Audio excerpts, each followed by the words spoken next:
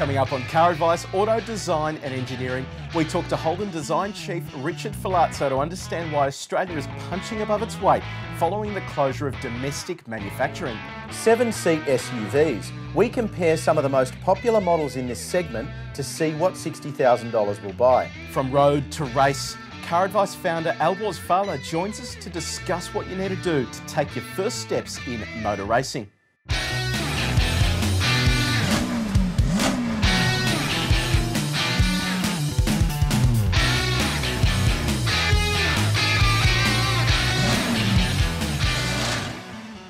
Welcome to Car Advice on Your Money. We've got another big show for you this evening, including why Australia punches above its weight when it comes to automotive design and engineering.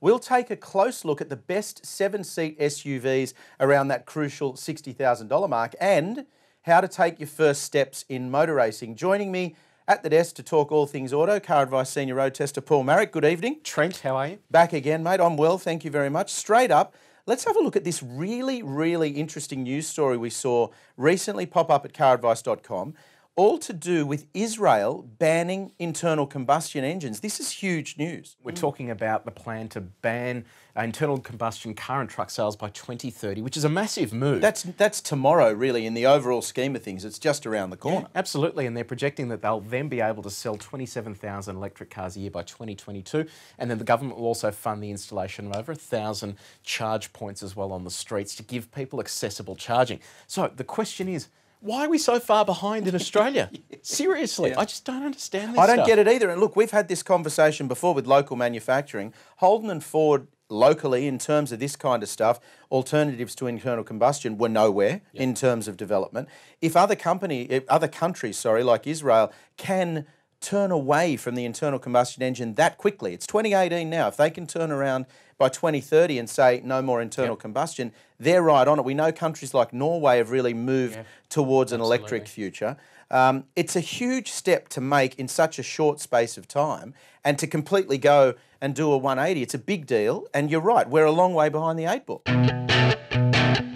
Moving along the same path, Ford has announced that it's going to start producing electric transit vans. Now, the transit van, for people in Australia who don't know much about it, has really been a commercial mainstay for Ford globally. Absolutely. For Ford to announce that they're going to produce electric transit vans, that's a big deal because Ford is admitting globally that this is the way of the future.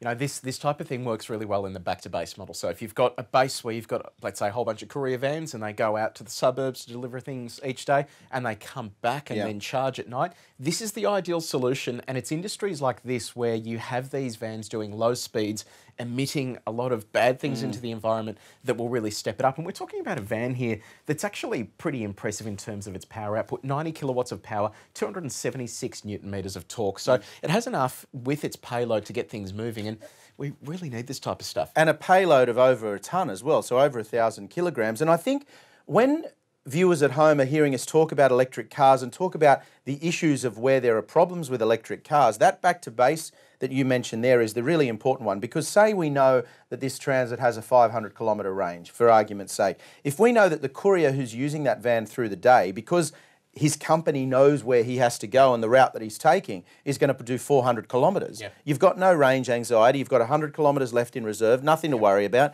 You go and do your daily job, then you bring the van back to base, as you said, plug it in, it's programmed to charge overnight in off-peak times, and there's nothing to worry about. Seems like a pretty logical solution to me. Solution. So let's see if we can get those vans in Australia and support cars like the Renault Kangoo, which currently offers an electric model as well. Another interesting news story at caradvice.com, Paul, has got to do with accident black spots, and we've seen the biggest accident black spots in Australia listed. You might want to run through them now for our viewers so they know how to avoid getting involved in these on their way home from work. You might want to brace yourselves, and if you live in these suburbs, they probably won't be too much of a surprise. But in Victoria, we're talking about Bundoora and Doncaster as the top two. If you're in New South Wales, Liverpool and Pennant Hills. Up in Queensland, Chermside and Aspley are the top two. Western Australia, Cannington and Midland. South Australia, Norwood and Marion, and if you're in Tasmania, Hobart and Sandy Bay. With the exception of Perth, I've actually driven in all of those major areas before, and I know exactly what the problem's going to be. I suspect there is multiple intersections, roads coming at all different angles. There'll be a lot of traffic. You know, I know in Sydney, because I live in Sydney, the Pennant Hills and Liverpool, they're shocking traffic situations for people trying to get in and out of the city for work. But as you said, they're 30 or 40 kilometres from the CBD. They're not right in there. But importantly, it's not traffic that causes car accidents. It's distractions, poor driver training, and people that just aren't watching the road. If you've got someone on their phone, I mean, doing their makeup, eating their cereal. You know what? I think that currently, as it stands, it's a 4 demerit point fine for mobile phones. Let's make it 10 demerit points and a $5,000 fine, because if it's currently not enough for people to get off their phones while they're driving, take their licenses off them. It's so simple. Do not touch your phone while you're operating a car. At CarAdvice, one of our things that we talk about often, we think visible policing will help, because as you said, it's driver behaviour that causes this problem. A lot of people criticise the roads. One of the first things that people do, especially if you're in opposition government, is to say, oh, well, the government's not looking after the roads.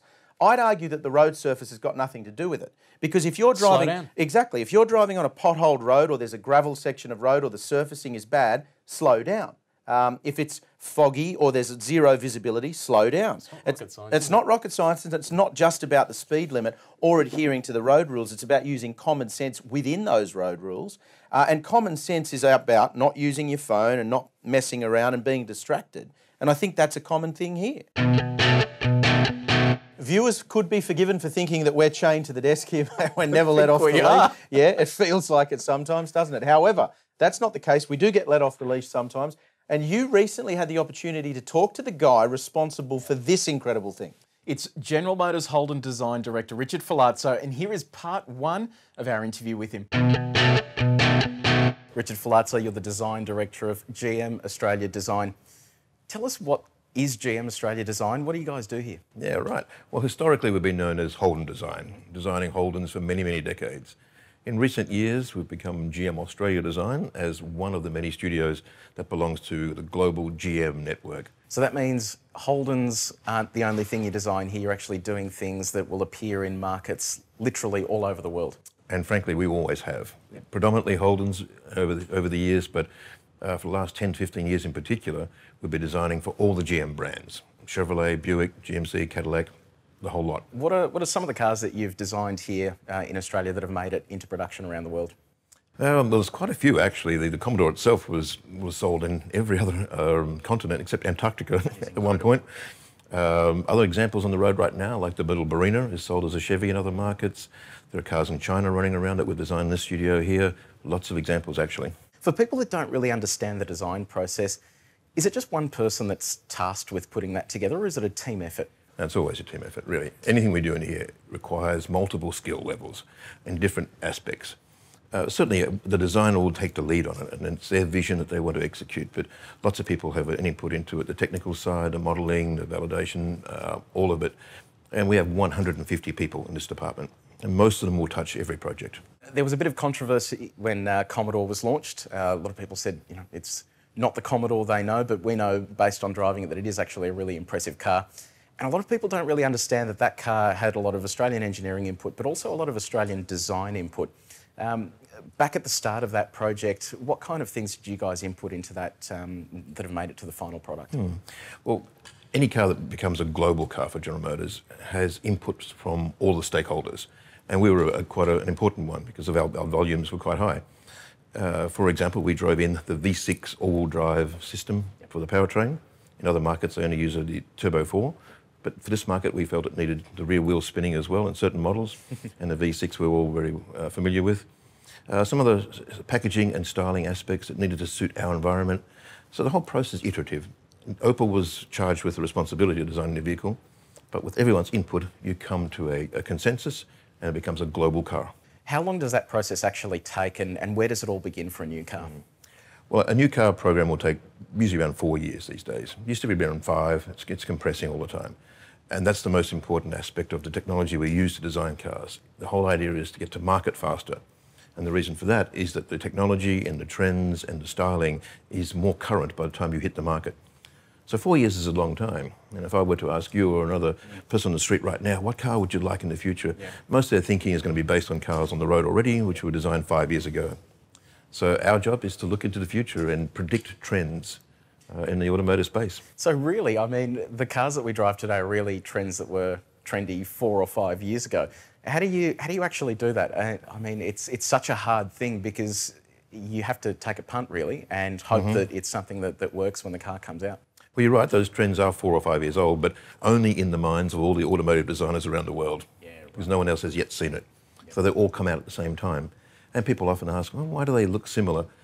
It's like anything else that's designed, fashion, houses, anything. They work on trend and they work on technology. So the technology that's available, everyone's getting hold of at the same time. So you don't have a mole at Ford? Not quite. No, but see, a lot of technology in cars is not developed only by the car companies, but by suppliers, and they share it with all of them.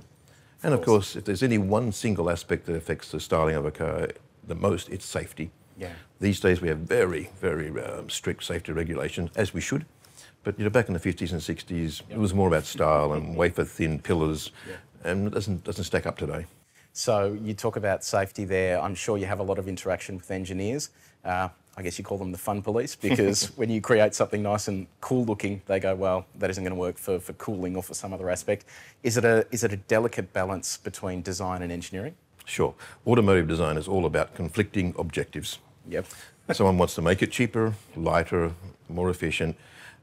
Any bit of styling usually challenges a lot of those objectives. But of course, without the styling, you don't attract the buyers in the first place. So it's understanding the importance of every element and then finding the compromise. Look, it's difficult at times, but that's the business and we know that. So everyone needs to keep an open mind and what are we trying to achieve and how do we get there? Yeah.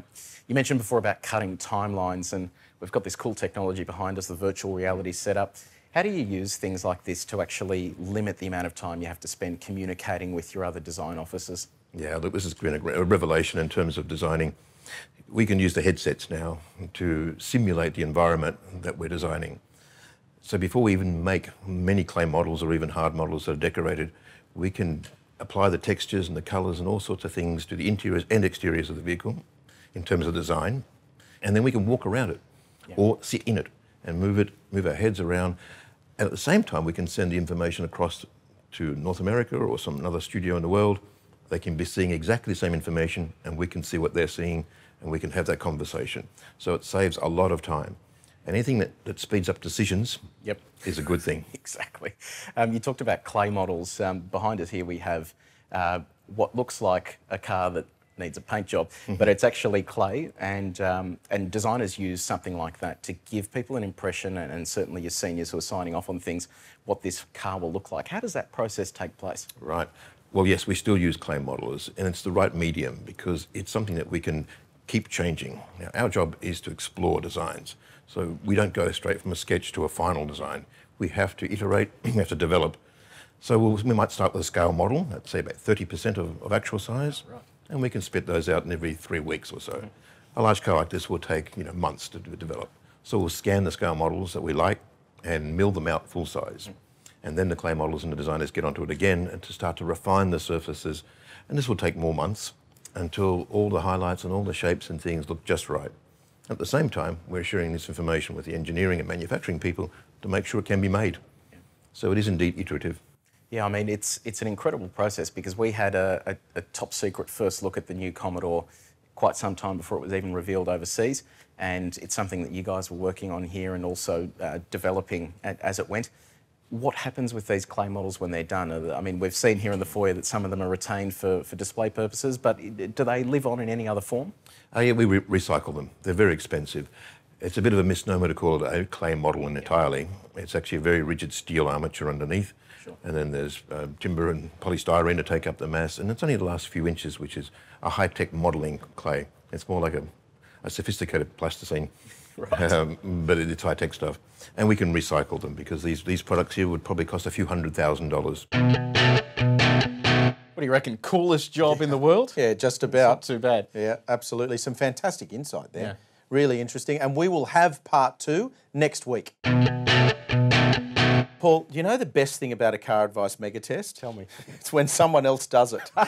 And the reason that's the best thing about it is because they are a huge amount of work. You and I have both done them. You presented the video in this one, and you know what goes into these. They're immense workloads. So Mike Costello's done this for us out of our Melbourne office. Very comprehensive. Now, first of all, why are people looking at a 7-seat SUV? Because these vehicles are slightly above that medium segment, I would say. Yep. Why are you looking at a 7-seat SUV? So what we've done here is picked a good cross-section of cars. They're all around that $60,000 mark, and they include a big number of the SUVs in this segment, including the all-new Hyundai Santa Fe and the Tiguan Allspace. So they're two big contenders in the segment because they have reputation and people just flock to these cars. And we're talking about cars that have 7 seats, but not 7 seats like a people mover. So when you come to the third row, it's not like you're going to fit like a 2-metre adult. We'd call it occasional. So just like to run through them as well, there's Santa Fe that you mentioned, Kia Sorento, another favourite. Mazda CX-8 is a new entrant into the segment. Yep. Peugeot 5008, which you could argue is probably a segment below, not available in all-wheel drive as well. And there's a few tricks you'll notice with the 5008 in terms of how they measure their luggage space. So if you read the full review at caradvice.com, you'll see that. Skoda Kodiaq, that's one of our favourites at CarAdvice in the segment. Tiguan Allspace that you mentioned. And crucially, it's that $60,000 price point. I think the most expensive one in this test is just over, 61 and a bit. That is realistic for a lot of families in Australia who need that occasional third row that you were talking about. Yeah, exactly. And the thing that really surprised me here is the amount of innovation Hyundai's packed into their car. So Hyundai Santa Fe was the winner of this comparison. Second was the Skoda Kodiaq, and third the Mazda CX-8. But the reason the Hyundai is so innovative, it comes with some great tech. So if you have kids in the back seat, and I've done this before and had my foot slightly run over when I got out of the car before Dad parked it. Well, that will never happen again because the Hyundai Santa Fe has auto-locking doors on the back. It also prevents the doors from opening if there's an oncoming car. So you'll never have kids opening the door into traffic. And then on top of that, we've heard some absolutely tragic stories before about parents leaving their kids in cars, and in certain cases they've died because they've genuinely forgotten the kids are in the back seat. And to you or I, that may seem completely illogical, but a lot of people are under stress and these things just slip your mind. It has a sonar sensor in the back, so if you do forget the kids, it will warn you as you get out. But on top of that, if you then get out, lock the car, the horn will sound and it will just go nuts until someone comes and gets the kids out of the car. Now, second place in this test went to the Kodiaq, and Mike's written in his review that the Kodiaq makes a strong case for finishing second, and its clever, functional and high-tech interior, sharp design, good refinement and Euro cool mean its place on the podium is assured. I think Skoda has once again moved to another level here. You know, we talk about parent company Volkswagen a lot, and they're building a lot of good vehicles across the board, but the Skoda product is really innovative, it's high quality, and as good as the Kodiaq is, it also says a lot about the Santa Fe to finish in front of it, because we rate the Kodiaq really highly. I mean, 5-year warranty, and you talk about innovation. Skoda's motto is simply clever, something like that. But in terms of innovation, again, coming down to kids, you know when you're parked up against a wall, I live in an apartment building and mine parks against a wall, I always fear that door's going to go out, bang into the generally concrete. It's my wife on that side. But when you open the door, there's a good chance of hitting that concrete barrier. Well, the Skoda has these plastic bits that pop out as soon as you open the door. So the kids can literally whack the door into the concrete and you won't damage the surrounding of the door. So it's stuff like this, the umbrella in the door, that it's just sharp, it's clever, and it's exactly what you need for an SUV. We had a really early breakfast meeting a couple of months ago, and one of our co-founders, Tony Crawford, was there with us, and he was freezing. He had shorts and a T-shirt on, and he'd driven the Kodiaq, and he disappeared. We're all sitting there having our breakfast. He disappeared. He came back wrapped in a blanket that he'd gotten out of the boot of the Kodiaq. Yeah, exactly. So it's got the picnic blankets. It's great. You know, very clever design. Movies. Third place, the Mazda CX-8. Now, Mike has said here, it may look a little frumpy, which I think is arguable. I mean, Mazda styling's probably getting to the point now where it needs a bit of sharpening up. But anyway, that's subjective. Mike said that the infotainment's below par compared to the competition here. But its cabin quality, comfort, feel a cut above, that match the premium pricing, and the twin-turbo diesel engine is perhaps the best here. You've spent quite a bit of time in the CX-8. I think it really does a good job of moving forward from where 7 and 9 have been, and even though the styling could use a sharpen up, I think it's still an excellent offering from Mazda. Yeah, if you're watching at home, grab a notepad because you're going to need to write this down for it to make any sense. So CX-8 has the front end from a CX-5. Yeah, you get that. Okay, yeah. It's slightly longer than a Toyota Kluger, despite what it looks like. Got that. But narrower than a CX-9. Yep, writing that down, yep. So, does that make any sense? None. Not really. At all, So, no. it is a good car in that sense, but Mazda really confuses people because the diesel isn't available in a CX-9. It's only available in the CX-8. And there's no petrol available in the CX-8. But it is 7 seats. And so it's the CX-9, but the CX-5 isn't.